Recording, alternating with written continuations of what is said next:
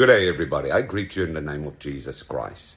This morning, the Lord speaks to us out of 1 Corinthians 15, verse 28. It says, "However, when everything is subject to him, then the Son himself will also subject himself to the Father.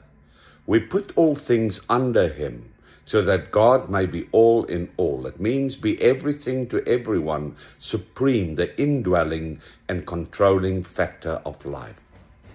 You see, the key here is we need to be subjected to Jesus Christ. And it says that Jesus Christ himself subjects himself to the Father. What happens now? You must remember, Jesus is the door.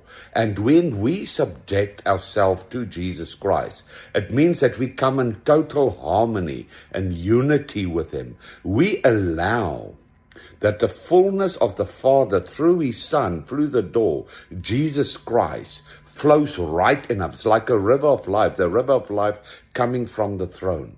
And it basically comes and consumes us. But this subjection is not just a part of your life. It means everything of your life, because when God becomes the all in your life, it means that he's in control, that parts of your life, every dimension, every aspect of your life is in a seat of victory, a seat of glory.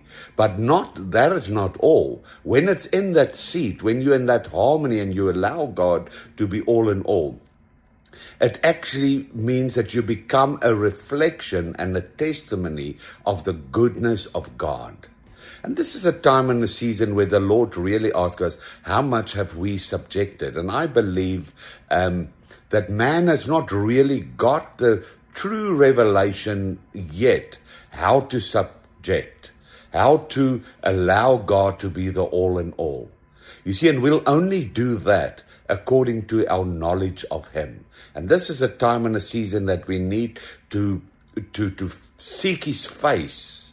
We need to desire it and passionately desire him to become the all in all, to give him full control. So our decisions, our lifestyles, everything is based on him, on his desires, on his purpose, on his plans.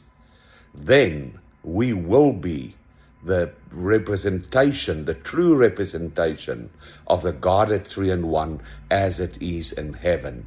Because then we create a platform for him to manifest and give him freedom in our life. And we need to ask ourselves the question, how much freedom has the Godhead got in our lives? Let's allow him, let's give him his desire to be the all in all and to bless us in the way that he desires, in the way that he loves us. I bless you in the name of Jesus Christ.